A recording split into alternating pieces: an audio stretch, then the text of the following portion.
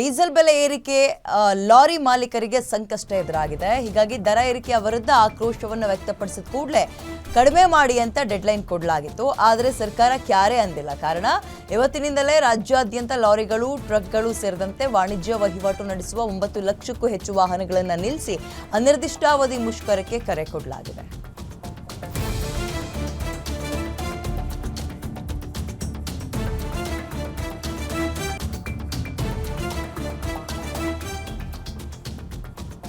ಇವತ್ತು ಮಧ್ಯರಾತ್ರಿಯಿಂದಲೇ ರಾಜ್ಯದಲ್ಲಿ ಲಾರಿ ಮುಷ್ಕರ ಆರಂಭ ಆಗಿದ್ದು, ಪರಿಣಾಮ ಸಿಮೆಂಟ್, ಮರಳು, ಜಲ್ಲಿಕಲ್ಲು, ಕಟ್ಟಡ ನಿರ್ಮಾಣ ಸಾಮಗ್ರಿಗಳಲ್ಲಿ ಕೊರತೆ ಕಂಡು ಬರುತ್ತೆ. 2 ಅಥವಾ 3 ದಿನಗಳಲ್ಲಿ ಪೆಟ್ರೋಲ್, ಡೀಸೆಲ್ನಲ್ಲಿ ಕೂಡ ಈ ಒಂದು ಕೊರತೆ ಉಂಟಾಗುತ್ತೆ. ನೆರೆ ರಾಜ್ಯಗಳಿಂದ ಬರುವ ಲಾರಿ ಮತ್ತು ಟ್ರಕ್ಗಳಿಗೆ ತಡೆ ಬೀಳೋದ್ರಿಂದ ಶೋರೂಮ್ಗಳಿಗೆ ವಾಹನಗಳ ಪೂರೈಕೆಯಲ್ಲೂ ಕೂಡ ವ್ಯತ್ಯಯ ಉಂಟಾಗುವ ಸಾಧ್ಯತೆ ಇದೆ ಅಂತ ಅಂದಾಜು ಮಾಡಲಾಗಿದೆ. ಜಾತಿ ಗಣತಿಯ ವಿಚಾರದಲ್ಲಿ ಈಗಾಗಲೇ ಸರ್ಕಾರದ ವಿರುದ್ಧ ಸ್ವಪಕ್ಷದಲ್ಲೇ ವಿರೋಧಗಳು ಕೇಳಿ ಬರ್ತಾ ಇದೆ. ಇದರ ನಡುವೆ ಡಿಸಿಎಂ ಡಿಕೆ ಶಿವಕುಮಾರ್ ಒಕ್ಕಲಿಗರ ಶಕ್ತಿ ಪ್ರದರ್ಶನಕ್ಕೆ ಮುಂದಾಗ್ತಾ ಇದ್ದಾರೆ ಅಂತ ಹೇಳಲಾಗಿದೆ. ಇವತ್ತು ತಮ್ಮ ನಿವಾಸದಲ್ಲೇ ಒಕ್ಕಲಿಗ ಶಾಸಕರ ಸಭೆ ಕರೆದಿದ್ದು ವರದಿ ಬಗ್ಗೆ ಸಂಪೂರ್ಣವಾಗಿ ಚರ್ಚೆ ಮಾಡ್ತಾರೆ. ಏಪ್ರಿಲ್ 17ರಂದು ನಡೆಯಲಿರುವ ವಿಶೇಷ ಕ್ಯಾಬಿನೆಟ್ ಮೀಟಿಂಗ್ನಲ್ಲಿ ಏನೆಲ್ಲ ಚರ್ಚೆ ಆಗಬೇಕು ಅನ್ನೋದ್ರ ಬಗ್ಗೆ ಇವತ್ತು ಡೀಟೇಲ್ ಆಗಿ ಒಕ್ಕಲಿಗ ನಾಯಕರು ಚರ್ಚೆ ಮಾಡ್ತಾರೆ. ಜಾತಿ ಗಣತಿಯಲ್ಲಿ ಮುಸ್ಲಿಂ ಓಲೈಕೆ ಎಂಬ ವಿಪಕ್ಷಗಳ ಆರೋಪಕ್ಕೆ ಸಚಿವ ಎಚ್.ಸಿ. ಮಹದೇವಪ್ಪ ತಿರುಗೇಟು ಕೊಟ್ಟಿದ್ದಾರೆ. ಯಾವುದೇ ಧರ್ಮವನ್ನು ಕಡೆಗಣಿಸ್ತಾ ಇಲ್ಲ, ಇದು ಸಂವಿಧಾನದ ಆಶಯದ ಪ್ರಕಾರವೇ ಆಗ್ತಾ ಇದೆ. ಸುಮ್ಮನೆ ಮಾತಾಡೋ ಅವಶ್ಯಕತೆ ಇಲ್ಲ. ಕ್ಯಾಬಿನೆಟ್ ಸಭೆಯಲ್ಲಿ ಸಂಪೂರ್ಣ ಚರ್ಚೆ ಮಾಡ್ತೇವೆ. ವರದಿ ಯಾರೂ ಕೂಡ ನೋಡದೆ ಹೇಗೆ ಆರೋಪವನ್ನು ಮಾಡ್ತೀರಿ ಅಂತ ಪ್ರಶ್ನೆ ಮಾಡಿದರು.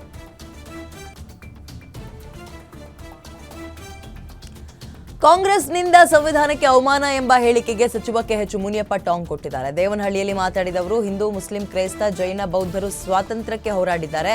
ರಾಜ್ಯದಲ್ಲಿ ಯಾರನ್ನೂ ಕೂಡ ಭೇದ ಭಾವ ಮಾಡೋಕ್ಕಾಗಲ್ಲ. ಕಟ್ಟಕಡೆಯ ಪ್ರಜೆಗೂ ಸಂವಿಧಾನಬದ್ಧವಾಗಿ ನ್ಯಾಯ ಸಿಗಬೇಕು. ಕ್ಯಾಬಿನೆಟ್ನಲ್ಲಿ ನಾವೆಲ್ಲ ಚರ್ಚೆ ಮಾಡ್ತೀವಿ ಅಂತ ಹೇಳಿದರು. ರಾಜ್ಯ ಜಾತಿ ಗಣತಿ ವರದಿಯಲ್ಲಿ ಬಿಜೆಪಿಗರಿಗೆ ಮುಸ್ಲಿಮರಷ್ಟೇ ಕಾಣ್ತಾ ಇದ್ದಾರೆ, ಬೇರೆ ಯಾರೂ ಕಾಣಿಸ್ತಾ ಇಲ್ಲ ಅಂತ ಕೊಪ್ಪಳದಲ್ಲಿ ಸಚಿವ ಶಿವರಾಜ್ ತಂಗಡಿಗೆ ವಾಗ್ದಾಳಿ ನಡೆಸಿದ್ರು. ವರದಿಯಲ್ಲಿ ಅತಿ ಹೆಚ್ಚು ಇರೋದು ಪರಿಶಿಷ್ಟ ಜಾತಿ ಅಂಕಿಅಂಶಗಳು, ಆದರೆ ಅದರ ಬಗ್ಗೆ ಬಿಜೆಪಿಯವರು ಮಾತಾಡಲ್ಲ. ಕಾಂಗ್ರೆಸ್ ಸರ್ಕಾರ ಬಡವರಿಗೆ ಗ್ಯಾರಂಟಿ ಕೊಟ್ಟಾಗಲೇ ಬಿಜೆಪಿಗರು ಸಹಿಸಿಕೊಳ್ಳಿಲ್ಲ, ಇನ್ನು ಮುಸ್ಲಿಮರ ಅಭಿವೃದ್ಧಿ ಸಹಿಸಿಕೊಳ್ತಾರ ಅಂತ ಕಿಡಿಕಾರರು. ಕಾಂಗ್ರೆಸ್ನವರ ಪವರ್ ಶೇರಿಂಗ್ ಮರೆಮಾಚಲು ಜಾತಿ ಗಣತಿ ಅಸ್ತ್ರ ಪ್ರಯೋಗ ಮಾಡ್ತಾ ಇದ್ದಾರೆ ಅಂತ ಮಾಜಿ ಸಚಿವ ಎಂಪಿ ರೇಣುಕಾಚಾರ್ಯ ಹೇಳಿಕೆ ಕೊಟ್ಟಿದ್ದಾರೆ. ದಾವಣಗೆರೆಯಲ್ಲಿ ಮಾತಾಡಿದವರು, ಸೂರ್ಯ ಚಂದ್ರ ಇರೋರು ಎಷ್ಟು ಸತ್ಯವೋ ಪವರ್ ಶೇರಿಂಗ್ ಆಗಿರೋದು ಅಷ್ಟೇ ಸತ್ಯ. ಅದನ್ನು ಮರೆಮಾಚಕ್ಕೆ ಈ ರೀತಿ ಜಾತಿ ಗಣತಿ ವಿಚಾರ ಮುನ್ನೆಲೆಗೆ ತಂದಿದ್ದಾರೆ. ಈ ಜಾತಿ ಜನಗಣತಿ ಅವೈಜ್ಞಾನಿಕವಾಗಿದೆ ಅಂತ ಕಿಡಿಕಾರಿದರು. ಜಾತಿ ಗಣತಿಯನ್ನ ನಾನು ಒಪ್ಪೋದಿಲ್ಲ ಅಂತ ಶಾಸಕ ಬಿಎನ್ ರವಿಕುಮಾರ್ ಹೇಳಿಕೆ ಕೊಟ್ಟರು. ಶಿಡ್ಲಘಟ್ಟದಲ್ಲಿ ಮಾತಾಡಿದವರು, ನನ್ನ ಪ್ರಕಾರ ತಳಮಟ್ಟದಲ್ಲಿ ಜಾತಿ ಗಣತಿ ಆಗಿಲ್ಲ. ಮನೆ ಮನೆಗೂ ತೆರಳಿ ಜಾತಿ ಗಣತಿ ಮಾಡಿದ್ರೆ ನಮ್ದೇನು ಅಡ್ಡಿ ಇಲ್ಲ. ಪ್ರತಿ ಮನೆಗೆ ತೆರಳಿ ಅಂಕಿಅಂಶ ಸಂಗ್ರಹ ಮಾಡಿ ಜಾತಿ ಗಣತಿ ಮಾಡಿದ್ರೆ ನಾನು ಸ್ವಾಗತಿಸ್ತೇನೆ. ಈ ವರದಿಯಲ್ಲಿ ಜಾತಿ ಗಣತಿಯ ಅಂಕಿಅಂಶ ಸರಿಯಾಗಿಲ್ಲ. 100ಕ್ಕೆ 100ರಷ್ಟು ಮನೆಗೆ ಇವರು ಹೋಗಿಲ್ಲ, ಜಾತಿ ಗಣತಿ ಮಾಡಿಲ್ಲ ಅಂದ್ರು.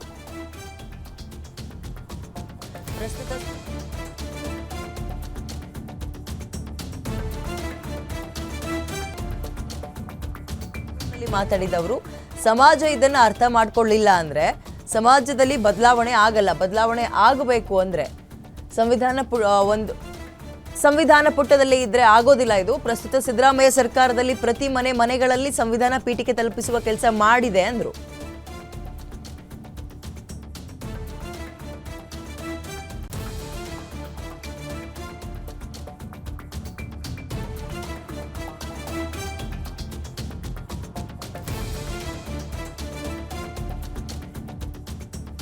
ಪ್ರಸ್ತುತ ಸಮಾಜದಲ್ಲಿ ಬದಲಾವಣೆ ಆಗ್ತಾ ಇದೆ, ಜಾತಿ ವ್ಯವಸ್ಥೆ ಹೋಗ್ತಾ ಇಲ್ಲ ಅಂತ ಗೃಹ ಸಚಿವ ಪರಮೇಶ್ವರ್ ಹೇಳಿಕೆಯನ್ನು ಕೊಟ್ಟಿದ್ದಾರೆ. ತುಮಕೂರಿನಲ್ಲಿ ಮಾತಾಡಿದವರು, ಸಮಾಜ ಇದನ್ನ ಅರ್ಥ ಮಾಡ್ಕೊಳ್ಳಿಲ್ಲ ಅಂದ್ರೆ ಸಮಾಜ ಬದಲಾಗೋದಿಲ್ಲ. ಬದಲಾವಣೆ ಆಗಬೇಕು, ಸಂವಿಧಾನ ಪುಟದಲ್ಲಿ ಇದ್ರೆ ಆಗೋದಿಲ್ಲ. ಇದು ಪ್ರಸ್ತುತ ಸಿದ್ದರಾಮಯ್ಯ ಸರ್ಕಾರದಲ್ಲಿ ಪ್ರತಿ ಮನೆಗಳಲ್ಲಿ ಸಂವಿಧಾನ ಪೀಠಿಕೆ ತಲುಪಿಸುವ ಕೆಲಸ ಮಾಡಿದೆ ಅಂತ ಹೇಳಿದರು.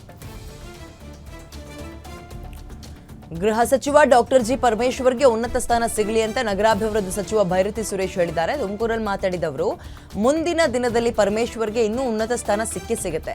ಇವತ್ತವರು ಬಹಳ ಗಟ್ಟಿಯಾಗಿ ಮಾತಾಡ್ತಾ ಇದ್ದಾರೆ. ಅವರದ್ದು ಸೌಮ್ಯ ಸ್ವಭಾವ, ಆದರೆ ಅವರು ತೆಗೆದುಕೊಳ್ಳುವ ನಿರ್ಣಯ ಕಠಿಣವಾಗಿರುತ್ತೆ. ಹಾಗಾಗಿ ಅವರು ಅಂಬೇಡ್ಕರ್ ಅವರ ಪುತ್ಥಳಿ ಮಾಡಲು ಸಾಧ್ಯವಾಯಿತು ಅಂತ ಭಾಷಣದಲ್ಲಿ ಮೆಚ್ಚುಗೆಯನ್ನು ವ್ಯಕ್ತಪಡಿಸಿದರು. ಹುಬ್ಬಳ್ಳಿಯಲ್ಲಿ 5 ವರ್ಷದ ಬಾಲಕಿಯ ಕೊಲೆ ಪ್ರಕರಣಕ್ಕೆ ಸಂಬಂಧಪಟ್ಟಂತೆ ಪೊಲೀಸರಿಂದ ಸಚಿವ ಸಂತೋಷ್ ಲಾಡ್ ಮಾಹಿತಿನ ಪಡೆದಿದ್ದಾರೆ. ಡಿಸಿ ದಿವ್ಯಪ್ರಭು ಪೊಲೀಸ್ ಕಮಿಷನರ್ ಬಳಿ ಮಾಹಿತಿ ಪಡೆದು ಮಾತಾಡಿದವರು, ಪ್ರಕರಣದಲ್ಲಿ ಪೊಲೀಸ್ ಇಲಾಖೆ ತುರ್ತಾಗಿ ಪತ್ತೆ ಹಚ್ಚಿದೆ. ಸಲೀಂ ಅಹಮದ್ 10 ಲಕ್ಷ ಪರಿಹಾರ ಘೋಷಣೆ ಮಾಡಿದ್ದಾರೆ. ಹೆಚ್ಚಿನ ಪರಿಹಾರಕ್ಕೆ ಮುಖ್ಯಮಂತ್ರಿ ಜೊತೆ ಚರ್ಚೆ ಮಾಡ್ತೀನಿ ಅಂತ ಸಚಿವ ಸಂತೋಷ್ ಲಾಡ್ ಹೇಳಿದ್ದಾರೆ. ಹುಬ್ಬಳ್ಳಿಯಲ್ಲಿ 5 ವರ್ಷ ಬಾಲಕಿಯ ಕೊಲೆ ವಿಚಾರಕ್ಕೆ ಗೃಹ ಸಚಿವ ಪರಮೇಶ್ವರ್ ಪ್ರತಿಕ್ರಿಯಿಸಿದ್ದಾರೆ. ಬೆಂಗಳೂರಿನಲ್ಲಿ ಮಾತಾಡಿದವರು, ಬಿಹಾರ ಮೂಲದ ವ್ಯಕ್ತಿ 5 ವರ್ಷದ ಮಗುವನ್ನು ಎತ್ಕೊಂಡು ಹೋಗಿ ಕೊಲೆ ಮಾಡಿದ್ದಾನೆ. ಕೆಲವೇ ಕ್ಷಣಗಳಲ್ಲಿ ಆತನ ಬಂಧನ ಆಗಿದೆ. ಪೊಲೀಸರು ಆತ್ಮರಕ್ಷಣೆಗಾಗಿ ಖಾಲಿ ಗುಂಡಿಟ್ಟಿದ್ದಾರೆ, ಆದರೆ ಅದು ಬೆನ್ನಿಗೆ ಬಿದ್ದಿದೆ. ನಾನು ತಕ್ಷಣ ಅಧಿಕಾರಿಗಳ ನೇತೃತ್ವದಲ್ಲಿ ತನಿಖೆ ಮಾಡಲು ಸೂಚನೆ ಕೊಟ್ಟಿದ್ದೀನಿ. ತನಿಖೆಯಲ್ಲಿ ಸತ್ಯಾಂಶ ಗೊತ್ತಾಗುತ್ತೆ ಅಂತ ತಿಳಿಸಿದರು. ಹುಬ್ಬಳ್ಳಿಯಲ್ಲಿ ಬಾಲಕಿ ಕೊಲೆ ಆರೋಪಿ ಎನ್ಕೌಂಟರ್ ವಿಚಾರಕ್ಕೆ ಸಂಬಂಧಪಟ್ಟಂತೆ ಸಚಿವ ಮಧು ಬಂಗಾರಪ್ಪ ಪ್ರತಿಕ್ರಿಯಿಸಿದ್ದಾರೆ. ಶಿವಮೊಗ್ಗದಲ್ಲಿ ಮಾತಾಡಿದವರು, ಘಟನೆ ಬಗ್ಗೆ ಹುಬ್ಬಳ್ಳಿ ಕಮಿಷನರ್ ಈಗಾಗಲೇ ವಿವರವನ್ನು ಕೊಟ್ಟಿದ್ದಾರೆ. ಇಂತಹ ಆರೋಪಿಗೆ ಕಠಿಣ ಶಿಕ್ಷೆಯನ್ನು ಕೊಡಬೇಕಾಗುತ್ತೆ. ಇಂಥ ಘಟನೆಯನ್ನ ಪಕ್ಷಾತೀತ ಜಾತ್ಯತೀತವಾಗಿ ಎಲ್ಲರೂ ಖಂಡಿಸಬೇಕು. ಮುಗ್ಧ ಮಕ್ಕಳಿಗೆ ತಿಳುವಳಿಕೆ ಕೊಡಬೇಕು ಅಂತ ಹೇಳಿದರು. ಹುಬ್ಬಳ್ಳಿ ಬಾಲಕಿಯ ಕೊಲೆ ಪ್ರಕರಣಕ್ಕೆ ಸಂಬಂಧಪಟ್ಟಂತೆ ಸಚಿವೆ ಲಕ್ಷ್ಮೀ ಹೆಬ್ಬಾಳ್ಕರ್ ಪ್ರತಿಕ್ರಿಯಿಸಿದ್ದಾರೆ. ಬೆಳಗಾವಿಯಲ್ಲಿ ಮಾತಾಡಿದವರು, ಪಾಪಿಗಳಿಗೆ ಗಲ್ಲು ಶಿಕ್ಷೆಯಾಗಬೇಕು, ತ್ವರಿತಗತಿಯಲ್ಲಿ ನ್ಯಾಯ ಸಿಗಬೇಕು. ಇಂತಹ ಪಿಡುಗು ನಮ್ಮ ಸಮಾಜದಿಂದ ನಿರ್ಮೂಲನೆ ಆಗಬೇಕು ಅಂತ ಹೇಳಿಕೆ ಕೊಟ್ಟರು.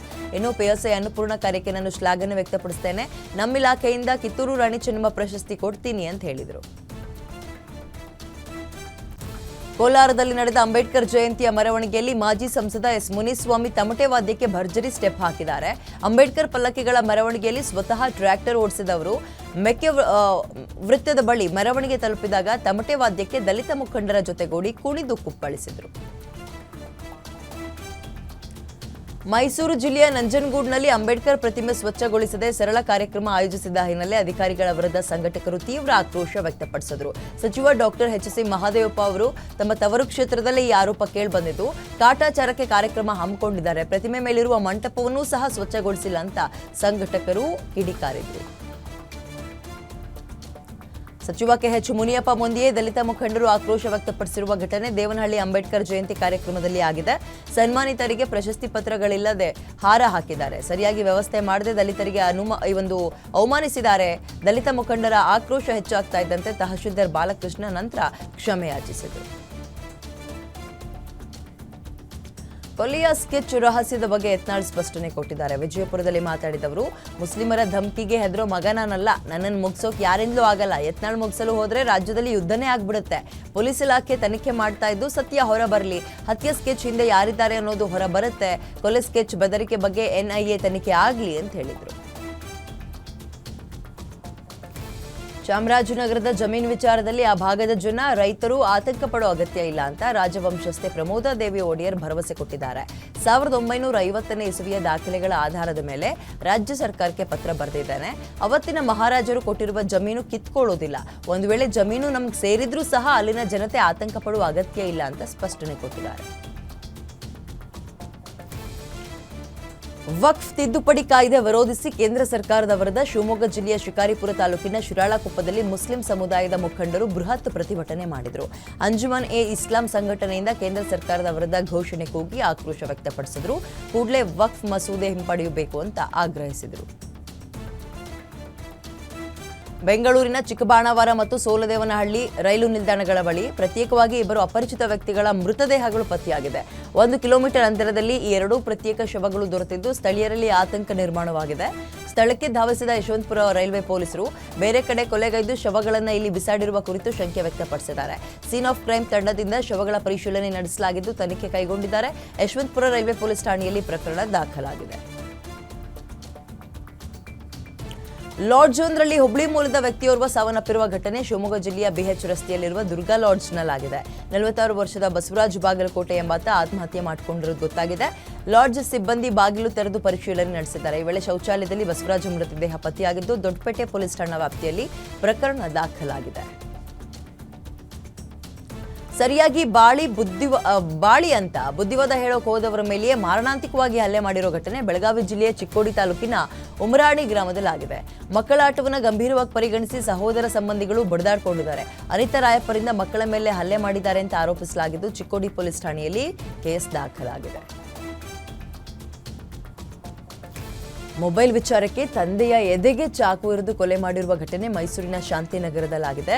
ಸೈಯದ್ ಮುತೀಫ್ ಕೊಲೆಯಾಗಿರುವ ತಂದೆಯಾಗಿದ್ದು ಎರಡನೇ ಹೆಂಡತಿಯ ಮಗ ಮತೀನ್ ಕೊಲೆ ಆರೋಪಿಯಾಗಿದ್ದಾನೆ. ಘಟನೆ ಸಂಬಂಧ ಉದಯಗಿರಿ ಪೊಲೀಸ್ ಠಾಣೆಯಲ್ಲಿ ಪ್ರಕರಣ ದಾಖಲಾಗಿದೆ. ಆರೋಪಿಗಾಗಿ ಪೊಲೀಸರು ಬಲೆ ಬೀಸಿದ್ದಾರೆ. ಅತಿ ವೇಗದ ಚಾಲನೆಯಿಂದ ಕಂಟ್ರೋಲ್ ಸಿಗದೆ ಟ್ಯಾಂಕರ್ ಪಲ್ಟಿಯಾಗಿದೆ. ದೊಮ್ಮಸಂದ್ರದಿಂದ ವರ್ತೂರ್ ಕಡೆಗೆ ಹೋಗ್ತಾ ಇದ್ದ ಟ್ಯಾಂಕರ್ ಚಾಲಕನ ಕಂಟ್ರೋಲ್ ತಪ್ಪಿ ಪಲ್ಟಿ ಹೊಡೆದಿದೆ. ವೈಟ್ ಫೀಲ್ಡ್ ಸಂಚಾರಿ ಪೊಲೀಸ್ ಠಾಣಾ ವ್ಯಾಪ್ತಿಯಲ್ಲಿ ಘಟನೆಯಾಗಿದ್ದು, ಈ ಘಟನೆಯಲ್ಲಿ ಚಾಲಕನ ಕತ್ತಿನ ಭಾಗಕ್ಕೆ ಗಂಭೀರವಾಗಿ ಪೆಟ್ಟು ಬಿದ್ದಿದೆ. ಟ್ಯಾಂಕರ್ನಲ್ಲಿ ಚಾಲಕನ ಪಕ್ಕದಲ್ಲಿ ಕೂತಿದ್ದ ವ್ಯಕ್ತಿಗೂ ಗಾಯಗಳಾಗಿದೆ. ಇಬ್ಬರನ್ನೂ ಸ್ಥಳೀಯ ಆಸ್ಪತ್ರೆಗೆ ಸೇರಿಸಲಾಯಿತು. ವ್ಯಕ್ತಿಯೊಬ್ಬ ಅಚಾನಕ್ಕಾಗಿ 70 ಅಡಿ ಇರುವಂತಹ ಪಾಳು ಬಾವಿಗೆ ಬಿದ್ದಿರೋ ಘಟನೆ ರಾಜನಕುಂಟೆ ಬಸ್ ನಿಲ್ದಾಣದ ಬಳಿಯಾಗಿದೆ. ಕೊಪ್ಪಳ ಮೂಲದ ಶಿವರಾಜ್ ಪೂಜಾರಿ ಎಂಬಾತ ಬಸ್ ನಿಲ್ದಾಣದಿಂದ ರಾಜನಕುಂಟೆ ರೈಲ್ವೆ ನಿಲ್ದಾಣಕ್ಕೆ ಅಡ್ಡ ದಾರಿಯಲ್ಲಿ ಸಂಚರಿಸಲು ಮುಂದಾಗಿದ್ರು. ಈ ವೇಳೆ ಪಾಳುಬಾವಿ ಕಾಣದೆ 70 ಅಡಿ ಆಳಕ್ಕೆ ಬಿದ್ದಿದ್ದಾರೆ. ಅಗ್ನಿಶಾಮಕ ಸಿಬ್ಬಂದಿ ವ್ಯಕ್ತಿಯನ್ನು ರಕ್ಷಿಸುವಲ್ಲಿ ಯಶಸ್ವಿಯಾಗಿದ್ದು, ಸಾರ್ವಜನಿಕರು ಮೆಚ್ಚುಗೆಯನ್ನು ವ್ಯಕ್ತಪಡಿಸಿದ್ದಾರೆ. ಕರ್ತವ್ಯದಲ್ಲಿದ್ದ ಕಾನ್ಸ್ಟೇಬಲ್ ಹೃದಯಾಘಾತದಿಂದ ಸಾವನ್ನಪ್ಪಿರುವ ಘಟನೆ ಬೆಳಗಾವಿ ಜಿಲ್ಲೆಯ ಕುಡುಚಿ ಠಾಣಾ ವ್ಯಾಪ್ತಿಯಲ್ಲಾಗಿದೆ. ಮೃತ ಯಲ್ಲಪ್ಪ ಭೋಜ ಅವರಿಗೆ ಇದ್ದಕ್ಕಿದ್ದಂತೆ ತೀವ್ರ ಎದೆನೋವು ಕಾಣಿಸಿಕೊಂಡಿದೆ. ನಂತರ ಅವರ ಸಹೋದ್ಯೋಗಿಗಳು ತಕ್ಷಣವೇ ಮಹಾರಾಷ್ಟ್ರದ ಸಾಂಗಲಿ ನಗರದ ಭಾರತಿ ಆಸ್ಪತ್ರೆಗೆ ಕರೆದುಕೊಂಡು ಹೋದ್ರು. ಆದರೆ ಚಿಕಿತ್ಸೆ ಫಲಿಸದೆ ವ್ಯಕ್ತಿ ನಿಧನರಾಗಿದ್ದಾರೆ. ಬಳ್ಳಾರಿಯಲ್ಲಿ ಮನಿ ಡಬ್ಲಿಂಗ್ ಸ್ಕೀಮ್ ಪ್ರಕರಣವೊಂದು ಬೆಳಕಿಗೆ ಬಂದಿದೆ. 15,000 ಹಣ ಕೊಟ್ಟರೆ ತಿಂಗಳ ಬಳಿಕ 20,000 ಹಣ ಕೊಡ್ತೀವಿ ಅಂತ ಹೇಳಿ ಆರೋಪಿ ವಿಶ್ವನಾಥ್ ಸಾಕಷ್ಟು ಜನರಿಗೆ ವಂಚಿಸಿದ್ದಾನೆ. ಇನ್ನು ಪ್ರಕರಣ ಬೆಳಕಿಗೆ ಬರ್ತಾ ಇದ್ದಂತೆ ಇದರಿಂದ ನಮಗೆ ಮುಜುಗರ ಆಗಿದೆ, ಇಡೀ ಕುಟುಂಬ ಆತ್ಮಹತ್ಯೆ ಮಾಡಿಕೊಳ್ಳುವುದಾಗಿ ಬ್ರೂಸಾಪೇಟೆ ಪೊಲೀಸರಿಗೆ ಪತ್ರ ಬರೆದು ಕಳಿಸಿದ್ದಾನೆ. ಘಟನೆ ಸಂಬಂಧ ಬ್ರೂಸಾಪೇಟೆ ಪೊಲೀಸ್ ಠಾಣೆಯಲ್ಲಿ ಪ್ರಕರಣ ದಾಖಲಾಗಿದೆ. ಬೆಂಗಳೂರಿನ ಹಲವು ಕಡೆ ರಸ್ತೆಗಳು ಹೊಂಡ ಗುಂಡಿಗಳಿಂದ ತುಂಬಿ ವಾಹನ ಸಂಚಾರ ದುಸ್ತರವಾಗಿದೆ. ಆದರೂ ಬಿಬಿಎಂಪಿ ಮಾತ್ರ ಎಚ್ಚೆತ್ತುಕೊಳ್ತಾ ಇಲ್ಲ, ದುರಸ್ತಿ ಮಾಡ್ತಾ ಇಲ್ಲ ಅನ್ನೋ ಆರೋಪ ಕೇಳಿಬರ್ತಾ ಇದೆ. ಇದರ ವಿರುದ್ಧ ಪಾಣತ್ತೂರು ಪ್ರದೇಶದಲ್ಲಿ ಐಟಿ ಉದ್ಯೋಗಿಗಳು ವಿಭಿನ್ನವಾಗಿ ಪ್ರತಿಭಟನೆ ಮಾಡಿದ್ರು. ಪ್ರತಿಭಟನೆಯ ವಿಡಿಯೋ ಇದೀಗ ಸೋಷಿಯಲ್ ಮೀಡಿಯಾದಲ್ಲಿ ವೈರಲ್ ಆಗ್ತಾ ಇದೆ. ಬಸವ ಕಲ್ಯಾಣ ನಗರದ ನಾರಾಯಣಪುರ ಕ್ರಾಸ್ನಿಂದ ನಾಗಣ್ಣ ಕಟ್ಟೆವರೆಗಿನ ರಸ್ತೆ ಸಂಪೂರ್ಣ ಗುಂಡಿಮಯ. ಈ 1 ಕಿಲೋಮೀಟರ್ ರಸ್ತೆಯಲ್ಲಿ 300 ಗುಂಡಿಗಳು ಬಿದ್ದಿದೆ. ಹದಗೆಟ್ಟ ರಸ್ತೆಯಿಂದ ಜನ ಹೈರಾಣಾಗಿದ್ದಾರೆ. ಗುಂಡಿಮಯ ರಸ್ತೆ ಮಾರ್ಗದಲ್ಲಿ 10 ಆಸ್ಪತ್ರೆ 7 ಶಾಲೆಗಳು ಕೂಡ ಇದೆ. ಪ್ರತಿದಿನ ಇದೇ ರಸ್ತೆಯಿಂದ ವಿದ್ಯಾರ್ಥಿಗಳು, ಆಸ್ಪತ್ರೆಗೆ ಹೋಗುವ ರೋಗಿಗಳು ಸಾವಿರಾರು ಜನ ಓಡಾಡ್ತಾ ಇದ್ದಾರೆ. ಸಮಸ್ಯೆ ಆಗ್ತಾ ಇದೆ ಅವರಿಗೆ. ಕೂಡಲೇ ರಸ್ತೆ ಅಭಿವೃದ್ಧಿ ಪಡಿಸಬೇಕು ಅಂತ ಒತ್ತಾಯ ಕೂಡ ಕೇಳಿ ಬಂದಿದೆ. ವಿದ್ಯಾರ್ಥಿನಿಯರನ್ನ ಟಾರ್ಗೆಟ್ ಮಾಡಿ ಮಾರ್ಕ್ಸ್ ತಿದ್ದಿ ಕಿರುಕುಳ ಕೊಡ್ತಾ ಇರುವ ಘಟನೆ ಮೈಸೂರು ವಿವಿಯಲ್ಲಿ ಆಗಿದೆ. ಮಾರ್ಕ್ಸ್ ವಿಚಾರಕ್ಕೆ ವಿದ್ಯಾರ್ಥಿನಿಯರ ಜೊತೆ ಪ್ರಾಧ್ಯಾಪಕ ಅಸಭ್ಯ ವರ್ತನೆ ಮಾಡಿರೋದು ಬೆಳಕಿಗೆ ಬಂದಿದೆ. ಈತ ಬೇಕಾದವರಿಗೆ ಮಾರ್ಕ್ಸ್ ಕೊಟ್ಟು ಬೇಡದೇ ಇದ್ದವರಿಗೆ ಮಾರ್ಕ್ಸ್ ಕೊಡದೆ ಕಿರುಕುಳ ಕೊಡ್ತಾ ಇದ್ದಾನೆ ಎನ್ನುವ ಆರೋಪ ಕೇಳಿ ಬರ್ತಾ ಇದೆ. ಈತನ ನೇಮಕಾತಿಯೇ ಅಕ್ರಮ, ಈ ಬಗ್ಗೆ ತನಿಖೆ ಮಾಡಿ ಅಂತ ವಿದ್ಯಾರ್ಥಿಗಳು ಆಗ್ರಹಿಸ್ತಾ ಇದ್ದಾರೆ. ಆನೇಕಲ್ನ HSR ಬಡಾವಣೆಯಿಂದ ಕಾಣೆಯಾಗಿರುವ ಮಗನಿಗಾಗಿ ತಾಯಿ ಸರೋಜಮ್ಮ ಅಲೆದಾಟ ನಡೆಸ್ತಾ ಇದ್ದಾರೆ.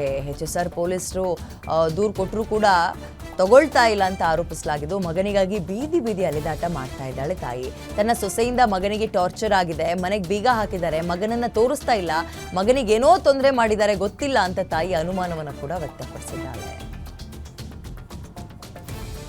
ಹುಬ್ಳಿ ನಗರದಲ್ಲಿ ಕಾಮುಕರ ಕಾಟಗಳು ನಿಲ್ಲೋ ಲಕ್ಷಣವೇ ಕಾಣ್ತಾ ಇಲ್ಲ. ಕೀಚಕರ ಎನ್ಕೌಂಟರ್ ಆದ್ರೂ ಮತ್ತೊಂದು ಕೃತ್ಯವೂ ನಡೆದಿದೆ. ಬಸ್ ಸ್ಟಾಪ್ನಲ್ಲಿ ಮದ್ಯವ್ಯಸನಿಯೊಬ್ಬ ಮಹಿಳೆಗೆ ಅಸಭ್ಯದಿಂದ ವರ್ತಿಸಿದ್ದಾನೆ. ಡ್ರಾಪ್ ಕೊಡ್ತೀನಿ ಬಾ ಅಂತ ಒಂಟಿ ಮಹಿಳೆಗೆ ಕಿರುಕುಳ ಕೊಟ್ಟಿದ್ದಾನೆ. ಸಿಟ್ಟಿನಿಂದ ವ್ಯಕ್ತಿಗೆ ಚಪ್ಪಲಿ ಏಟ್ ಕೊಟ್ಟಿದ್ದಾರೆ. ಮಹಿಳೆಯ ಆತ್ಮಸ್ಥೈರ್ಯ, ಧೈರ್ಯಕ್ಕೆ ವ್ಯಾಪಕ ಪ್ರಶಂಸೆ ವ್ಯಕ್ತವಾಗ್ತಾ ಇದೆ. ವಿಡಿಯೋ ಎಲ್ಲ ಕಡೆ ವೈರಲ್ ಆಗಿದೆ. ಕರಾವಳಿಯಲ್ಲಿ ಅಕಾಲಿಕ ಮಳೆಯಿಂದ ಭಾರೀ ಅವಾಂತರವೇ ಸೃಷ್ಟಿಯಾಗಿದೆ. ಭೀಕರ ರಣಗಾಳಿಗೆ ಅಲ್ಲೋಲ ಕಲ್ಲೋಲವಾಗಿದೆ. ರಣರಕ್ಕಸಗಳಿಗೆ ಬೃಹತ್ ಹೋರ್ಡಿಂಗ್ ಮುರಿದು ಬಿದ್ದಿದೆ. ಮೂಡ್ಬಿದ್ರಿಯ ಜೈನಪೇಟೆ ಸಮೀಪ ಘಟನೆಯಾಗಿದ್ದು, ಕ್ರೇನ್ ಮೂಲಕ ಹೋರ್ಡಿಂಗ್ ತೆರವನ್ನ ನಡೆಸಲಾಯಿತು. ಮುಖ್ಯ ರಸ್ತೆಯಾದ ಕಾರಣ ಸಾಕಷ್ಟು ವಾಹನಗಳ ಓಡಾಟ ಆಗ್ತಾ ಇತ್ತು. ಕೂದಲೆಳೆ ಅಂತರದಲ್ಲಿ ಮಹಾದುರಂತ ತಪ್ಪಿದೆ. ಸಿಡಿಲು ಬಡಿದು ವೃದ್ಧೆ ಸಾವನ್ನಪ್ಪಿರುವ ಘಟನೆ ಚಿಕ್ಕಬಳ್ಳಾಪುರದ ಚಿಂತಾಮಣಿ ತಾಲೂಕಿನ ಇರಂಗಂಪಲ್ಲಿ ಅನ್ನುವ ಗ್ರಾಮದಲ್ಲಾಗಿದೆ. 70 ವರ್ಷದ ವೃದ್ಧೆ ರಾಜಮ್ಮ ಮೃತ ದುರ್ದೈವಿ. ಗುಡುಗು ಸಹಿತ ಭಾರೀ ಮಳೆಯ ಹಿನ್ನೆಲೆ ಮನೆಯ ವರಾಂಡದಲ್ಲಿದ್ದ ವೃದ್ಧೆಗೆ ಸಿಡಿಲು ಬಡಿದಿದೆ. ಈ ವೇಳೆ ಸ್ಥಳದಲ್ಲೇ ರಾಜಮ್ಮ ಸಾವನ್ನಪ್ಪಿದ್ದಾರೆ. ಮೃತ ಮಹಿಳೆಯನ್ನ ಚಿಂತಾಮಣಿ ಸಾರ್ವಜನಿಕ ಆಸ್ಪತ್ರೆಗೆ ರವಾನಿಸಲಾಯಿತು. ಬಂಗಾಳ ಕೊಲ್ಲಿಯಲ್ಲಿ ಚಂಡಮಾರುತದ ಪರಿಚಲನೆಯನ್ನ ಕಂಡು ಬಂದಿದ್ದು, ಕರ್ನಾಟಕ ಸೇರಿದಂತೆ ಕೆಲವು ರಾಜ್ಯಗಳಲ್ಲಿ ಇನ್ನೂ 10 ದಿನ ವರ್ಣನ ಆರ್ಭಟ ಜೋರಾಗುತ್ತೆ. ಬೆಂಗಳೂರು ಸೇರಿದಂತೆ ಕರಾವಳಿ ಜಿಲ್ಲೆಗಳಾದ ದಕ್ಷಿಣ ಕನ್ನಡ, ಉತ್ತರ ಕನ್ನಡ, ಉಡುಪಿ, ದಕ್ಷಿಣ ಒಳನಾಡಿನ ಬಳ್ಳಾರಿ, ಚಿಕ್ಕಮಗಳೂರು, ಚಿತ್ರದುರ್ಗ ಸೇರಿದಂತೆ ರಾಜ್ಯದ 25 ಜಿಲ್ಲೆಗಳಲ್ಲಿ ಸಾಧಾರಣ ಮತ್ತು ಹಗುರ ಮಳೆಯಾಗುತ್ತೆ ಅಂತ ಹವಾಮಾನ ಇಲಾಖೆ ಮುನ್ಸೂಚನೆ ಕೊಟ್ಟಿದೆ. ಚಾಮರಾಜನಗರದಲ್ಲಿ ತಾಯಿ ಹುಲಿ ತನ್ನ 4 ಮರಿಗಳೊಂದಿಗೆ ಪ್ರವಾಸಿಗರಿಗೆ ದರ್ಶನ ಕೊಟ್ಟಿದೆ. ಹಸಿರು ಕಾನನದಲ್ಲಿ ರಾಜಾರೋಷವಾಗಿ ತನ್ನ ಮರಿಗಳೊಂದಿಗೆ ಸಂಚರಿಸ್ತಾ ಇರುವ ಹುಲಿಯನ್ನ ಕಂಡು ಪ್ರವಾಸಿಗರು ಫುಲ್ ಖುಷಿಯಾಗಿದ್ದಾರೆ. ಗುಂಡ್ಲುಪೇಟೆಯ ಬಂಡೀಪುರ ಸಫಾರಿಯಲ್ಲಿ ಕಂಡು ಬಂದಂತಹ ಈ ಅದ್ಭುತ ದೃಶ್ಯವನ್ನ ಸಫಾರಿಗೆ ಬಂದಿದ್ದ ಪ್ರವಾಸಿಗರೊಬ್ಬರು ತಮ್ಮ ಕ್ಯಾಮೆರಾದಲ್ಲಿ ಸೆರೆ ಹಿಡಿದಿದ್ದಾರೆ. ಕಾಂಗ್ರೆಸ್ ಸ್ವಾರ್ಥ ಹಿತಾಸಕ್ತಿಗಳಿಗಾಗಿ ಸಂವಿಧಾನವನ್ನು ತುಷ್ಟೀಕರಣದ ಸಾಧನವಾಗಿ ಬಳಸಿಕೊಂಡಿದೆ ಅಂತ ಮೋದಿ ಟೀಕಿಸಿದ್ದಾರೆ. ಹರಿಯಾಣದಲ್ಲಿ ಮಾತಾಡಿದ ಮೋದಿ, ಕಾಂಗ್ರೆಸ್ ತನ್ನ ಅಧಿಕಾರಕ್ಕೆ ಕುತ್ತು ಬಂದಾಗಲೆಲ್ಲ ದೇಶದ ಅತ್ಯುನ್ನತ ಕಾನೂನನ್ನು ದುರುಪಯೋಗ ಪಡಿಸಿಕೊಂಡಿದೆ. ಸಂವಿಧಾನದಿಂದ ದೇಶದಲ್ಲಿ ಸಾಮಾಜಿಕ ನ್ಯಾಯ ಸಿಗುತ್ತೆ ಅಂತ ನಂಬಿದ ಅಂಬೇಡ್ಕರ್ ಅವರ ಆದರ್ಶಗಳಿಗೆ ಕಾಂಗ್ರೆಸ್ ದ್ರೋಹ ಬಗೆದಿದೆ ಅಂತ ವಾಗ್ದಾಳಿ ನಡೆಸಿದ್ರು. ಬಿಜೆಪಿ ಹಾಗೂ ಆರ್ಎಸ್ಎಸ್ ಸಂವಿಧಾನ ಶಿಲ್ಪಿ ಅಂಬೇಡ್ಕರ್ ಅವರ ಶತ್ರುಗಳು ಅಂತ ಎಐಸಿಸಿ ಅಧ್ಯಕ್ಷ ಖರ್ಗೆ ಹೇಳಿದ್ದಾರೆ. 1952ರ ಚುನಾವಣೆಯಲ್ಲಿ ಅವರ ಸೋಲಿಗೆ ಸಾರ್ವರ್ಕರ್ ಮತ್ತು ಶ್ರೀಪಾದ್ ಅಮೃತ್ ಡ್ಯಾಮ್ಗೆ ಕಾರಣ ಅಂತ ಆರೋಪ ಮಾಡಿದ್ದಾರೆ. ಇದನ್ನ ಸ್ವತಃ ಅಂಬೇಡ್ಕರ್ ಅವರೇ ಪತ್ರದಲ್ಲಿ ಉಲ್ಲೇಖಿಸಿದ್ದಾರೆ. ದೇಶಾದ್ಯಂತ ಜಾತಿ ಜನಗಣತಿ ನಡೆಸಬೇಕು, ಎಸ್ಸಿ ಎಸ್ಟಿ ಒಬಿಸಿಗಳಿಗೆ ಮೀಸಲಾತಿ ಜಾರಿಗೆ ತರಲು ಕ್ರಮ ಕೈಗೊಳ್ಳಬೇಕು ಅಂತ ಒತ್ತಾಯಿಸಿದರು. ವಕ್ಫ್ ಕಾಯ್ದೆಯನ್ನ ವಿರೋಧಿಸಿ ಪಶ್ಚಿಮ ಬಂಗಾಳದ ದಕ್ಷಿಣ ಜಿಲ್ಲೆಗಳಲ್ಲಿ ಮತ್ತೊಮ್ಮೆ ಹಿಂಸಾಚಾರ ಭುಗಿಲೆದ್ದಿದೆ. ಗಲಭೆಕೋರರು ಅನೇಕ ವಾಹನಗಳಿಗೆ ಬೆಂಕಿ ಹಚ್ಚಿದ್ದಾರೆ. ಅಲ್ಲದೆ ಪೊಲೀಸ್ ವಾಹನಗಳಿಗೂ ಕೂಡ ಬೆಂಕಿ ಹಚ್ಚಿದ್ದಾರೆ. ಉದ್ವಿಗ್ನ ಸ್ಥಳದಲ್ಲಿ ಭಾರಿ ಪೊಲೀಸ್ ಪಡೆಯನ್ನು ನಿಯೋಜಿಸಲಾಗಿದೆ. ಈ ಹಿಂದೆ ಮುರ್ಷಿದಾಬಾದ್ನಲ್ಲಿಯೂ ಕೂಡ ಇದೇ ರೀತಿಯ ಹಿಂಸಾಚಾರ ಕಂಡುಬಂದಿತ್ತು. ನರೇಂದ್ರ ಮೋದಿ ಪ್ರಧಾನಿಯಾಗುವವರೆಗೂ ನಾನು ಕಾಲಿಗೆ ಚಪ್ಪಲಿ ಧರಿಸೋದಿಲ್ಲ ಅಂತ ಶಪಥ ಮಾಡಿದ್ದ ಹರಿಯಾಣ ಮೂಲದ ವ್ಯಕ್ತಿಯನ್ನ ಪ್ರಧಾನಿ ಮೋದಿ ಭೇಟಿಯಾದರು. ಹರಿಯಾಣದ ಕೈತಾಲ್ನ ರಾಮ್ಪಾಲ್ ಕಶ್ಯಪ್ ಕಳೆದ 14 ವರ್ಷದ ಹಿಂದೆಯೇ ಮೋದಿ ಪ್ರಧಾನಿ ಆಗಬೇಕು ಅಂತ ಶಪಥ ಮಾಡಿದ್ರು. ಅವರನ್ನ ಕರೆದು ಮೋದಿಯೇ ಶೂ ಗಿಫ್ಟ್ ಕೊಟ್ಟಿದ್ದಾರೆ. ಅವರೇ ಲೇಸ್ ಕಟ್ಟಿ ಮತ್ತೊಮ್ಮೆ ಈ ರೀತಿ ನಿರ್ಧಾರಗಳನ್ನು ಮಾಡಬೇಡಿ ಅಂತ ಬುದ್ಧಿವಾದ ಹೇಳಿದ್ದಾರೆ. ಓಯೋ ಸಂಸ್ಥಾಪಕ ರಿತೇಶ್ ಅಗರ್ವಾಲ್ ವಿರುದ್ಧ ರಾಜಸ್ಥಾನದಲ್ಲಿ ಎಫ್ಐಆರ್ ದಾಖಲಾಗಿದೆ. ಜೈಪುರ ಮೂಲದ ಸಂಸ್ಕಾರ ರೆಸಾರ್ಟ್ಸ್ ಮಾಲೀಕ ಮಾಧವ್ ಜೈನ್ ಅನ್ನೋರು ಈ ದೂರು ಕೊಟ್ಟಿದ್ದಾರೆ. 2019ರಲ್ಲಿ ಓಯೋ ಜೊತೆ 1 ವರ್ಷದ ಅವಧಿಗೆ ಒಪ್ಪಂದಕ್ಕೆ ಸಹಿ ಹಾಕಿದ್ರು. ಆದರೆ 2019, 20 ಮತ್ತು 2021ರಲ್ಲಿ ಅವರು ತಮ್ಮ ರೆಸಾರ್ಟ್ ಬುಕ್ಕಿಂಗ್ಗಳನ್ನು ಓಯೋದಲ್ಲಿ ತೋರಿಸಿದ್ದಾರೆ. ಪರಿಣಾಮವಾಗಿ 2.66 ಕೋಟಿ ರೂಪಾಯಿಗಳ ಜಿಎಸ್ಟಿ ಬಿಲ್ ಬಾಕಿ ಇದೆ ಅಂತ ದೂರು ದಾಖಲಿಸಿದ್ದಾರೆ. ಅಮೆರಿಕದೊಂದಿಗಿನ ವ್ಯಾಪಾರ ಯುದ್ಧದ ಮಧ್ಯ ಚೀನಾ ದೊಡ್ಡ ಹೆಜ್ಜೆ ಇಟ್ಟಿದೆ. ಚೀನಾ ಸಮಾರಿಯಂ, ಟೆರ್ಬಿಯಂ, ಡಿಸ್ಪೋಯಿಯಂ, ಈ ಒಂದು ಲುಟೇಷಿಯಂ, ಸ್ಕ್ಯಾಂಡಿಯಂ ಮತ್ತು ಯೂಟ್ರಿಯಂ ರಫ್ತನ್ನು ನಿಷೇಧಿಸಿದೆ. ಕಾರುಗಳು, ಡ್ರೋನ್ಗಳು, ರೋಬೋಟ್ಗಳು ಮತ್ತು ಕ್ಷಿಪಣಿಗಳನ್ನು ಜೋಡಿಸಲು ಬಳಸುವ ಅಯಸ್ಕಾಂತಗಳ ರಫ್ತು ಮಾಡೋದನ್ನು ಚೀನಾ ನಿಷೇಧಿಸಿದೆ.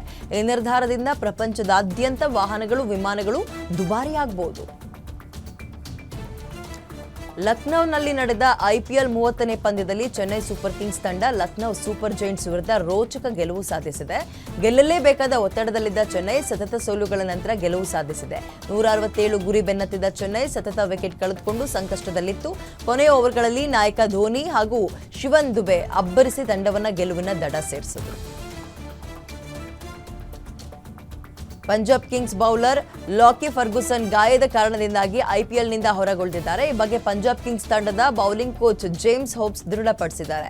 ಸನ್ರೈಸರ್ಸ್ ಹೈದರಾಬಾದ್ ವಿರುದ್ಧದ ಪಂದ್ಯದಲ್ಲಿ ಬೌಲಿಂಗ್ ಮಾಡುವಾಗ ಫರ್ಗುಸನ್ ಗಾಯಗೊಂಡಿದ್ರು.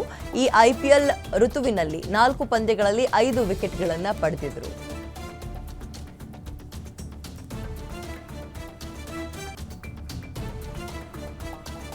ಪಾಕಿಸ್ತಾನ್ ಸೂಪರ್ ಲೀಗ್ ಬಗ್ಗೆ ಟ್ರೋಲ್ಗಳು ಹೆಚ್ಚಾಗ್ತಾ ಇದೆ. ಕರಾಚಿ ತಂಡದ ಗೆಲುವಿಗೆ ಕಾರಣರಾದ ಬ್ಯಾಟರ್ ವಿನ್ಸ್ಗೆ ಹೇರ್ ಡ್ರೈಯರ್ ಗಿಫ್ಟ್ ಕೊಟ್ಟಿದ್ದಾರೆ. ಮುಂದಿನ ಪಂದ್ಯಕ್ಕೆ ಶಾಂಪೂ ಕೊಡ್ತೀರಾ, ಶೇವಿಂಗ್ ಕ್ರೀಮ್ ಕೊಡ್ತೀರಾ ಅಂತ ಟ್ರೋಲ್ ಮಾಡ್ತಿದ್ದಾರೆ. ಇನ್ನು ಆಯೋಜಕರು ಅದೃಷ್ಟದ ಉಡುಗೊರೆಯಾಗಿ ಕ್ರೀಡಾಂಗಣದಲ್ಲಿ ಬೈಕ್ ಅನ್ನ ಪ್ರದರ್ಶನಕ್ಕಿಟ್ಟಿದ್ದಾರೆ. ಮುಂದಿನ ವರ್ಷ ಸೈಕಲ್ ಕೊಡ್ತಾರೆ ಎಂಬ ಮೇಮ್ಗಳು ಹರಿದಾಡ್ತಾ ಇದೆ.